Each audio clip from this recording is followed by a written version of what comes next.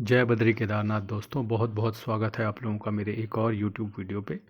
तो दोस्तों, जैसा कि आप जानते हैं आज 26 जनवरी है, तो आप सभी को सबसे पहले गणतंत्र दिवस की बहुत बहुत शुभकामनाएं। तो दोस्तों, याद रखिएगा कि देश सर्वोपरि है, देश से ऊपर कुछ भी नहीं है। तो चलिए बात करते हैं अपने पोर्टफोलियोज़ की और आने वाले हफ्ते में अपनी स्ट्रेटेजी की। तो देखिए, पोर्टफोलियोज़ में तो कोई बदलाव नहीं हुआ क्योंकि आज तीसरा दिन है, मार्केट बंद है और लोग खुशी हैं कि चलिए मार्केट बंद है। मार्केट वैसे भी लगातार गिर ही रही थी, तो मार्केट बंद है तो एटलीस्ट उनके पोर्टफोलियो और नहीं गिर रहे हैं। लेकिन चलिए, मुद्दे की बात यह है कि मैंने डेटा देखा है और डेटा देखने के आधार पे मैं ये कह सकता हूँ कि कल भी मार्केट में एक अच्छी गिरावट हो सकती है और मार्केट जो है 25,000 तोड़ के नीचे 24,800-700 तक के लेवल को छूने के लिए तैयार खड़ा दिख रहा है। जो एफ एंड ओ पोजिशंस हैं वो कुछ इस तरीके से बनी हुई हैं कि जो हमारे रिटेलर्स हैं उनको फ़ायदा होगा अगर मार्केट ऊपर जाती है, और जो हमारे स्मार्ट मनी है उनको फ़ायदा होगा अगर मार्केट नीचे जाती है। और आपकी जानकारी के लिए बता दूं, कल निफ्टी की एक्सपायरी भी है, वो भी मंथली, यानी कि भारी वॉलेटिलिटी रहेगी मार्केट में। पैसा नहीं बनाने दिया जाएगा रिटेलर्स को, तो मार्केट को ऊपर तो चढ़ने बिल्कुल भी नहीं दिया जाएगा, ये बात जान के रखिएगा। हाँ, कुछ शाम को कुछ ऐसी न्यूज़ आ जाती है जिससे तख्ता बिल्कुल ही पलट जाता है। तो भगवान तो मैं हूँ नहीं, तो मुझे नहीं पता शाम को कोई न्यूज़ आ जाती है तो ऐसा कुछ हो जाए तो फिर मादा बाज़ार में थोड़ा बहुत पलटी गेम पलटी हो सकता है। लेकिन फ़िलहाल अभी तक का जो डेटा दिख रहा है और अभी तक की जो न्यूज़ है उसके आधार पर तो मार्केट कल की पोजीशन नीचे ही लेकर जाएगी और थोड़ा और दबाव हमारे पोर्टफोलियोज़ पे रहने वाला है। और सिंपल रखिए दोस्तों, चीज़ों को बहुत ज़्यादा कॉम्प्लिकेटेड मत कीजिए, क्योंकि लोग ना बहुत ज़्यादा आके सवाल पूछ रहे हैं कि ये कर दूं, लमसम डाल दूं, सोना खरीद लूं, चांदी खरीद लूं। एक भाई ने मैसेज डाला, उसने लार्ज कैप बेच के सिल्वर ख़रीद लिया है। तो वो तो बहुत ही डिज़ास्ट्रस फैसला था, जिस भी भाई ने लिया था उसने कमेंट डाल के मुझे बताया। तो मैं ज़रूर कहूँगा कि अगर आप लोगों को समझ नहीं है बाज़ार की ज़्यादा, तो अपने फाइनेंशियल एडवाइज़र की सलाह मशवरा ज़रूर लें, क्योंकि इस तरीके के जो डिज़ास्टर आप लोग कर रहे हैं कि लार्ज कैप बेचकर सिल्वर में सारा पैसा डाल दिया, वो आपको बैकफायर करने वाला है निकट भविष्य में। लेकिन चलिए ठीक है, अब आपने किया है तो आप उसके पूरी तरीके से ज़िम्मेदार हैं। मैं फिर भी एक डिस्क्लेमर दे दूं कि मैं सेबी और एमफिट रजिस्टर्ड फाइनेंशियल एडवाइज़र नहीं हूं। तो कोई भी डिसीज़न अगर आपको लेना हो तो अपनी बुद्धि से या अपने फाइनेंशियल एडवाइज़र की सलाह मशवरा से ही लें। अगले हफ्ते जैसे कि मैं बोल रहा हूँ, एक ट्रंकेटेड वीक है, 4 ही दिन का हफ्ता है और एक दिन तो आज निकल गया, बचे हुए 4 दिन। कल निफ्टी की मंथली एक्सपायरी है, वोलेटिलिटी रहेगी।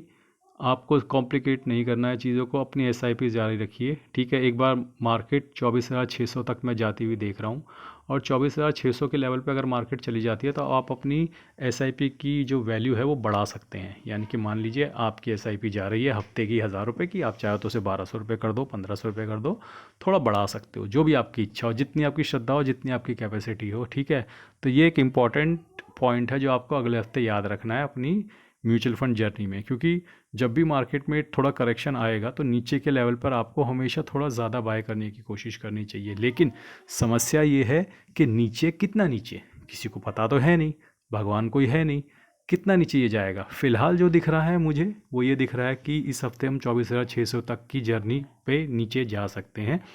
एक बार 24,600 तक चले जाएंगे, फिर डेटा देखकर आगे का बताया जा सकता है। अब कई लोग ये पूछते हैं कि भैया हम तो म्यूचुअल फंड में इन्वेस्ट कर रहे हैं, तो फिर आप ये डेटा क्यों बताते हो? क्योंकि ये डेटा जानना भी बहुत ज़रूरी होता है। ठीक है, आप एक अंधे की तरह इन्वेस्ट नहीं कर सकते। ठीक है, एक पार्ट ऑफ योर एसआईपी जो है वो अंधे की तरह होना चाहिए, बुद्धू की तरह वो चल रहा है। जो दूसरा पार्ट ऑफ एसआईपी है जो हम बीच बीच में चलाते हैं, वहाँ हमें थोड़ा समझदारी करनी चाहिए। अभी आपको पिछला याद है, जब निफ्टी 21,800 तक गया था, मैंने अपनी एसआईपी डबल करी थी और वो डबल करके मैंने कहाँ तक चलाई थी? 26,000 तक चलाई थी। जैसे ही निफ्टी 26,000 टच किया था, मैंने अपनी एसआईपी नॉर्मल कर दी थी। दोबारा मार्केट गिर रहा है तो दोबारा से दिमाग चलाएंगे, दोबारा से मार्केट जब नीचे जाएगी तो अपनी एसआईपी को बढ़ाएंगे। तो ऐसा इसलिए किया जाता है ताकि भविष्य में जब आपके रिटर्न्स आने शुरू होंगे तो ये जो नीचे के लेवल पे आप डबल खरीद रहे हो और ऊपर के लेवल पे जाके सिंगल हो जाते हो, ये आपको ज़्यादा प्रॉफिट प्रोवाइड करेगा। अभी नज़र नहीं आएगा, ये 2 साल बाद, 4 साल बाद, 5 साल बाद, 6 साल बाद, 7 साल बाद आप ढूंढोगे, मतलब ढूंढोगे कि वो मास्टर जी कहाँ हैं जिन्होंने हमको बताया था ऐसे ऐसे करना। तो जब आपको फ़ायदा दिखेगा लेकिन समस्या ये है कि मौजूदा समय में बहुत ज़्यादा वॉलेटिलिटी है और स्मार्ट मनी चाहता है कि वीकेंड्स और निकलें और ज़्यादा निकलें, और निकलने ही हैं। 90% लोग बाहर होने ही हैं, ये तो हमेशा से डेटा दिखाता ही रहा है। और ज़्यादा से ज़्यादा रिटेलर्स इस वक्त जो है गोल्ड और सिल्वर में शिफ्ट हो रहे हैं। तो ये एक अलर्ट आना शुरू हो गया कि वहाँ पे एक ज़बरदस्त करेक्शन आ सकता है। और जो लोग गोल्ड और सिल्वर में घुस रहे हैं, खासकर जो सिल्वर में घुस रहे हैं इस लेवल पे, वो बहुत बुरा ट्रैप हो सकते हैं। कब होंगे मुझे नहीं पता, मार्केट का रिवर्सल होगा कब होगा मुझे नहीं पता, लेकिन अगले हफ्ते के लिए आपको वो लेवल ध्यान रखने हैं। 24,600 तक मार्केट नीचे जा सकता है। आपको वहाँ पे SIP अपना थोड़ा बढ़ा देनी है, और जो नॉर्मल SIP चल रही है उसके साथ कोई छेड़खानी नहीं करनी है, उसे चलने दीजिए, क्योंकि मार्केट का कोई भरोसा नहीं है वो यहाँ से कितना नीचे जाने वाला है। ठीक है, मार्केट में चारों तरफ इस वक्त ब्लड बाथ हो रहा है, किसी का पैसा नहीं बन रहा है। दो साल से चल रही SIPs भी नेगेटिव में चली गई हैं। तो ऐसे माहौल में चारों तरफ आपके पास नेगेटिव न्यूज़ आ रही है, और एक पॉजिटिव न्यूज़ जो है वो मैं दे रहा हूँ कि ऐसा ही होता है, ऐसा ही होता है। 2 साल 3 साल 4 साल मार्केट में ब्लड बाथ रहता है। और जब लोग तौबा कर लेते हैं, आज क्या हो रहा है, लोग तौबा कर रहे हैं कि भैया हमको तो इक्विटीज़ में डालना ही नहीं है, हमको तो म्यूचुअल फंड में नहीं डालना, छोड़कर भाग रहे हैं। कहाँ डालेंगे जी? गोल्ड और सिल्वर में डालेंगे जी, वो अच्छी चीज़ है, वहाँ अच्छा रिटर्न मिलता है। डालो गोल्ड सिल्वर में डालो, वहाँ पे भी ये नहीं होगा क्या? आप गोल्ड और सिल्वर का पास्ट डेटा उठाकर देख लो, 6 6 7 7 साल तक हिलते नहीं थे अपनी जगह से। जिस लेवल से नीचे गए बस 7 साल लग जाते हैं ऊपर ऊपर आने में। तो वो होगा दोबारा से गोल्ड और सिल्वर में, आप चिंता मत करो। आपको एक एसेट क्लास पकड़ रखी है, ठीक है।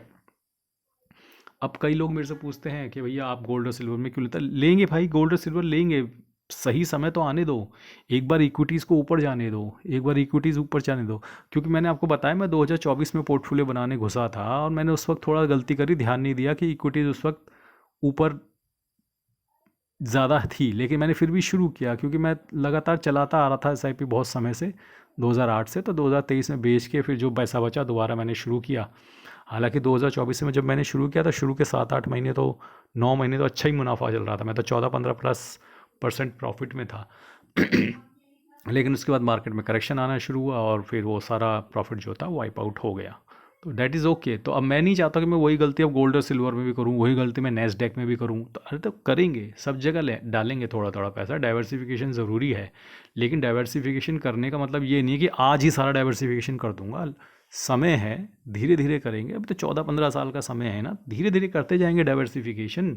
एक बार अपनी मार्केट चढ़ने दो, 27,000 तक निफ्टी को निकलने दो, 28,000 तक निफ्टी को निकलने दो, 29,000 तक निफ्टी को निकलने दो, तब गोल्ड सिल्वर में पोजीशन बनानी शुरू करेंगे। क्योंकि जब निफ्टी 27 28 29,000 पहुंचेगा, 28 29, गोल्ड अपने आप स्टैग्नेंट हो जाएगा, सिल्वर अपने आप स्टैग्नेंट हो जाएगा, तब पोजीशन बनाएंगे धीरे धीरे। ठीक है। अब एक सवाल आपको अपने आप से पूछना है, क्या मैं मार्केट अगर यहाँ से 10% गिर जाता है तो क्या मैं अपनी SIP जारी रखूँगा, क्या मैं टिका रहूँगा? ये बहुत इंपॉर्टेंट सवाल है जो आपको समय समय पर अपने आप से पूछते रहना चाहिए। क्योंकि मार्केट में इस वक्त हर तरफ से नेगेटिव न्यूज़ आ रही है, और पॉजिटिव न्यूज़ सिर्फ इतनी है कि एक वो EU के साथ ट्रेड डील होने वाली है, FTA। ठीक है। और दूसरा आपका शायद 25% टैरिफ जो US ने रशियन ऑयल ख़रीदने के लिए लगा रखा था वो निकल जाएगा। लेकिन मैं अब किसी भी न्यूज़ पे बिलीव नहीं करता हूँ जब तक वो चीज़ हो ना जाए। ठीक है, हो जाएगा नहीं हो जाएगा मुझे नहीं पता। हम किस चीज़ पे बिलीव करेंगे? डेटा क्या बता रहा है? डेटा बता रहा है पिटाई होने वाली है अगले हफ्ते बहुत ज़बरदस्त। तो पिटाई के लिए रहिए तैयार। और अगर आपका दिल कमज़ोर है, मैं अभी भी बोल रहा हूँ, अगर आपका दिल कमज़ोर है, आपसे नहीं बर्दाश्त हो रहा, तो रोज़ रोज़ मार्केट मत देखो। कोई ज़रूरत नहीं है रोज़ रोज़ मार्केट नहीं देखने की। और कई लोग बाहर हो चुके हैं, कई लोग इस वाले फॉल में बाहर हो जाएंगे अगर ये 5 10% का फॉल आ गया तो। ये तो तय है, ठीक है, इसको कोई रोक नहीं सकता। और जो लोग बाहर हो चुके हैं वो कमेंट सेक्शन में आके बोल रहे हैं कि भैया मैंने तो FD करा ली थी 1 साल पहले, मेरा तो पैसा बन रहा है, आपका नहीं बन रहा, देखा आप बेवकूफ़ हो, मैं समझदार हूँ। ठीक है, इसी पोजीशन पे, इसी प्लेटफॉर्म पे समय बदलेगा 1 साल 2 साल 3 साल बाद, फिर सवाल पूछेंगे कि आपकी FD ज़्यादा रिटर्न दे रही है या मेरा इन्वेस्टमेंट ज़्यादा रिटर्न दे रहा है।